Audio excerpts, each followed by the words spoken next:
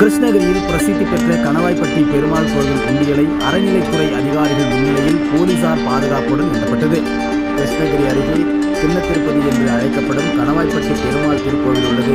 இந்த திருக்கோவிலுக்கு கிருஷ்ணகிரி மாவட்டம் என்று தருமபுரி, வேலூர் உள்ளிட்ட பல்வேறு மாவட்டங்களில் இருந்து நாள்தோறும் ஏராளமான பக்தர்கள் வருகை தந்து காணிக்கை செலுத்தி பெருமாளை தரிசனம் செய்வது வழக்கம்.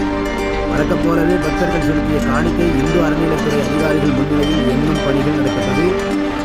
போலீஸ் பாதுகாப்புடன் கோவில் நிர்வாகிகள் மற்றும் கல்லூரி மாணவ மாணவிகள் கலந்து கொண்டு உண்டியலில் பக்தர்கள் செலுத்திய காணிக்கை என்னும் பணியில் ஈடுபட்டனர். சிசிடிவி கேமரா கண்காணிப்பில் காணிக்கை என்னும் பணியானது மாலை நிறைவடைந்த நிலையில் கடந்த 2 மாதங்களாக பக்தர்கள் செலுத்திய காணிக்கை தொகையை மொத்தமாக பக்தர்களின் காணிக்கையாக உண்டியலில் 6,05,529 ரூபாய் செலுத்தியுள்ளதாக இந்து அறநிலைத்துறையினர் தெரிவித்தனர் என்பது குறிப்பிடத்தக்கது.